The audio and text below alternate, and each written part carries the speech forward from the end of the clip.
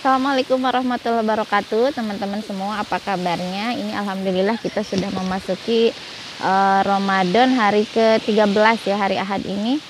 Lama saya tidak berbicara tentang asam lambung nih, karena ini momennya puasa ya. Dulu awal-awal puasa itu saya merasa agak khawatir dengan asam lambung saya akan naik, mah saya akan kambuh gitu.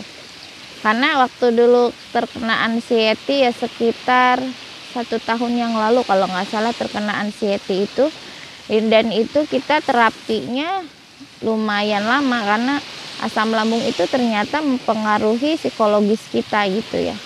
Jadi dulu saya nggak tahu juga kalau anxiety itu seperti itu gitu, karena waktu itu gejalanya saya kayak orang bingung, terus rasanya itu segala sesuatu itu terasa hampa, tidak punya gairah hidup gitu, jadi hanya terkungkung dalam satu tempat. Padahal ternyata orang yang anxiety itu kita harus keluar, coba kita melihat-lihat alam sekitar gitu ya. Dan sekarang alhamdulillah di puasa tahun ini semua lancar ya, walaupun kadang sesekali anxiety itu datang gitu. Tapi saya menanganinya dengan cara sekarang saya lebih tenang gitu. Jadi kalau misal anxiety datang, saya coba tarik nafas, terus istighfar, banyak-banyak istighfar, dan juga kita serahkan semua urusan kita pada Allah. Ya udah, kalau memang Allah maunya kita diambil sama Allah, ya mau bagaimana lagi gitu, karena memang kita jatahnya di dunia sudah habis kan.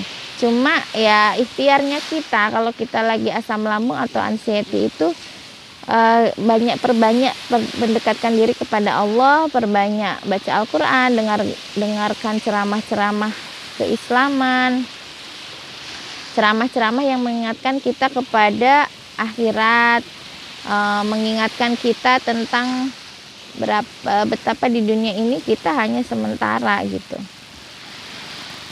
Dan waktu saya asam lambung ya, waktu asam lambung saya naik, mah saya kronis gitu, saya beberapa kali ke dokter yang berbeda, untuk mengetahui apakah ini sakit saya ini apa gitu ya.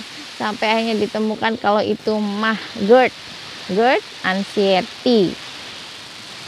Sudah mah, GERD, sampai ke GERD, sampai dada panas, dan juga ketakutan, kekhawatiran tinggi akan kematian. Jadi seolah-olah hidup sudah tidak berguna lagi, seolah-olah kita akan diambil oleh Allah Subhanahu wa Ta'ala. Jadi kayak sholat itu kayak ngambang gitu, kayak enggak kayak kita nggak napak gitu ya. Biasanya kalau kita sholat khusyuk nangis gitu ya, tapi ini ketakutannya tuh lain, bukan ketakutan karena ketakwaan gitu, kayak ketakutan karena sesuatu yang lain gitu ya. Nah itu waktu itu saya berusaha ya untuk penyembuhan dari anxiety itu. Selain dari saya menjaga pola makan, waktu itu kalau nggak salah saya setiap 30 menit saya harus makan, dan setiap 15 menit saya minum setengah gelas air. Nggak banyak-banyak minumnya, setengah gelas air. Terus kemudian saya juga makannya itu yang nggak ada minyak gorengnya, pakai VCO minyaknya dulu itu. Terus juga saya rajin minum madu. Kalau sekarang saya tetap sih minum madu hitam itu tetap saya minum. Itu kalau nggak salah kemarin yang saya beli itu madu hitam Bima. Nah itu alhamdulillah perut saya normal, walaupun ya sesekali masih sih kadang-kadang GERD-nya datang gitu, cuma tidak separah dulu. Dan satu hal lagi nih, kalau mah ini ternyata dipengaruhi oleh pikiran. Itu yang 80% itu adalah pikiran kita. Jadi sebenarnya kalau kita mau sembuh dari mah itu, kita harus bisa mengelola pikiran, karena pikiran ini bisa jadi berbahaya buat kita. Jadi pikiran itu sebenarnya softwarenya kita gitu ya. Kalau softwarenya sehat, maka kita akan sehat gitu. Jadi selalu melatih diri untuk berpikir positif dan sibukkan diri dengan hal-hal yang baik gitu. Makanya selama Ramadan ini saya sibukkan diri dengan entah membaca buku atau mendengarkan kajian ilmu atau membaca Al-Quran, mengajari anak mengaji, mengajar anak PAUD, itu menjadi rutinitas setiap hari. Dan dengan rutinitas kita yang full setiap hari seperti itu menjadikan saya lebih, hidupnya itu lebih positif gitu. Ternyata kita masih berguna untuk orang lain gitu. Karena kalau kita mau hidup kita bahagia, tidak stres, maka kita bikin orang lain bahagia, maka kita pun akan diberi kebahagiaan oleh Allah gitu. Jadi memang benar apa yang dikatakan oleh ustadz-ustadz itu, kalau kita mau kaya ya kita sedekah gitu, kita memberi orang. Kalau kita mau bahagia ya kita bahagiakan orang dulu gitu. Kalau kita mau sehat ya kita bantu menyehatkan orang juga gitu loh. Jadi Allah akan menghadiahkan kita kesehatan, kebahagiaan, dan tidak stres gitu. Karena stres itu biasanya berawal dari dunia, keduniaannya tinggi, materialistisnya tinggi. Kita terlalu memikirkan dunia dan dunia aja sehingga kita stres. Tapi kalau kita memikirkan akhirat, sebenarnya kita tidak akan stres gitu loh. Kalaupun kita sekarang corona nih, nggak ada uang belanja di rumah, nggak ada beras apa, kalau kita nggak stres, kita tenang, ya Allah, kalau memang rezeki kita ya akan Allah kasih, kalau memang udah enggak ya sudah, saya pasrah, atau kita berusaha nyari apa solusinya gitu.